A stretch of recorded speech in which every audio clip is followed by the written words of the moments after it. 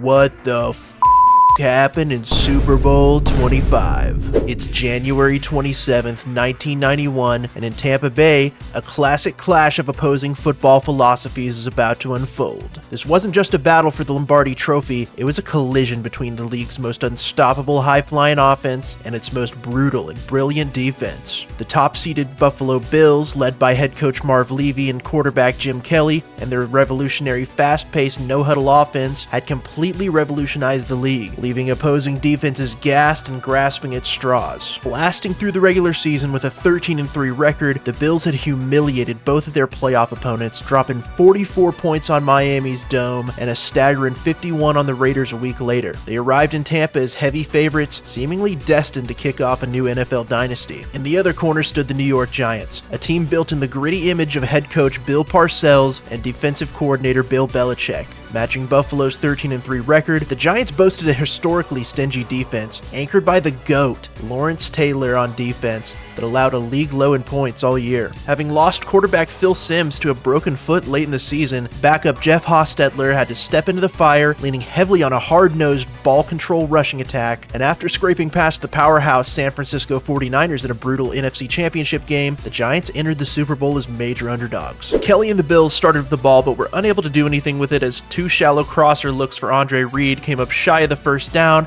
and they'd have to boot it away to start the game. Dave Meggett showed off his elusiveness on the punt return, weaving forward past the 30 where the Giants would start their day. They'd pick up an initial first down with their two-headed running game before Hostetler rolled out on a boot, hitting the tight end Howard Cross across midfield. Meggett got tripped up by Anderson next in the backfield, but recovered and still found a lane for another good gain in the conversion. And on the following 3rd and 7, Hostetler threw for Mark Ingram high and over the middle with plenty of room to run after the catch to get them inside the red zone, where the drive would come to an end as Clifford Hicks boxed Ingram out in the end zone on 3rd, and they take a 3-0 lead with a Matt Barr kick through the uprights. Thurman Thomas went nowhere on first down for the Bills, but on second, Kelly launched one for the moon and Lofton miraculously ended up with a tipped ball, and they barely pushed him out at the 8-yard line. From there, the Giants would stiffen up, knocking the ball away from Thomas on 3rd and goal, and Buffalo'd settle as well with Norwood tying up the game 3-3. New York got themselves moving on the next drive, with Hostetler scrambling to the sideline for a first and getting to midfield with a tipped ball finding its way to Stephen Baker coming back to it with a little room to run after. But things would come to an end with Hostetler getting crushed and Meggett popping up the ball and incomplete on 3rd down. The QB would have to pry himself off the deck, clearly hurt. Starting from their 20, Kelly'd find Reed underneath the coverage for a quick first before going back to him over the middle a few plays later for another where he'd take a big-time pop to get them past midfield. A dump down to Thomas with plenty of running room got them even closer, and a shallow crosser to Reed got them working into the red zone again, where a roughing call on the defense got them knocking on the door, and they'd finally cash in on 2nd and goal, handing to Don Smith, who'd follow the fullback into the end zone, going up 10-3 early in the second quarter. The Giants couldn't put anything together on the next drive, ending with Hostetler tossing it out of bounds, but getting crushed under the full weight of Leon Seals, and they'd find themselves booting it away to the leading Bills. Their offense started off nicely with Thomas exploding through a hole for a 14-yard first down run, but on the following 3rd and 1, the usually sure-handed Andre Reed dropped a freebie for a first down, and the Giants would get it back pinned deep.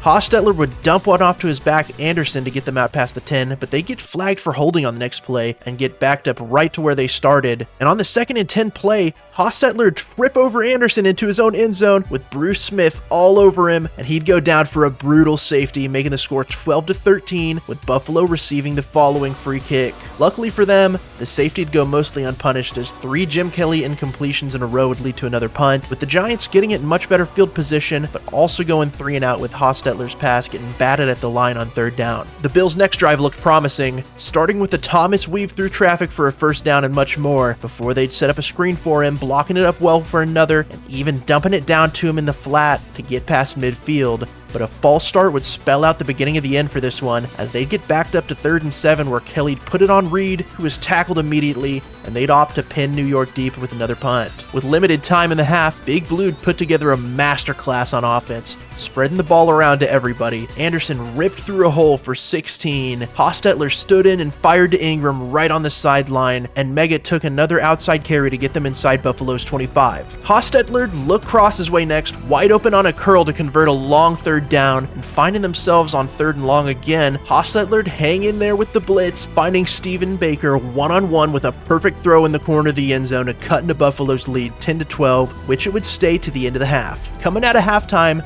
the Giants unleashed their ultimate weapon, an excruciating, agonizing 9-minute drive that completely suffocated the Bills' defense. They spread the ball around with huge plays coming from both backs, Meggett and Anderson, but the defining play of the entire drive came on a daunting 3rd and 13, where Hostetler threw a short bullet to Mark Ingram, who looked completely dead to rights, but Ingram turned into an absolute madman, spinning, breaking tackles, and juking 3 defenders out of their shoes to dive forward for an unlikely first down, and a few plays later, O.J. Anderson plowed into the end zone from a yard out. The Giants took a 17-12 lead while the Bills' offense sat on the bench for what felt like an eternity. Both teams found minimal success offensively for a while. Buffalo ended up punting away from midfield, and the Giants got over-aggressive, getting stuffed on 4th and 2 in Buffalo territory. But you can't keep a powerhouse like Buffalo down forever, and to open the fourth quarter, Thurman Thomas started running wild. He and Kenneth Davis propelled the offense into New York's side, where he took a handoff, burst through the hole up the gut, put his head down and bounced off a few defenders, and galloped 31 yards into the end zone,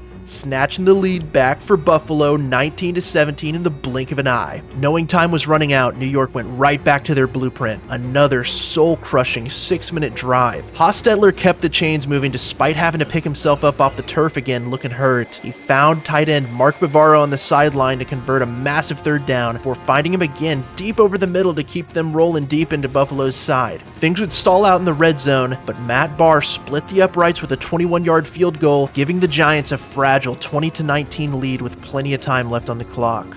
Another pair of inconsequential drives and exchange of punts led to Buffalo getting the ball back pinned deep with just over 2 minutes left on the clock, and it was time. The ultimate legacy drive for Jim Kelly and the Bills was about to ensue. Kelly operated the no-huddle flawlessly. He started the drive narrowly escaping New York's rush and scrambling frantically for an initial first down. Thomas then broke a counter run wide open to get rolling all the way to their 40 with the clock ticking. Kelly punished the 3-man rush and scramble again to get them past midfield before McKellar'd have to pick up a low throw inches off the grass, and Thurman Thomas took a handoff around the edge to get them past the boundary of Norwood's range. And this was it.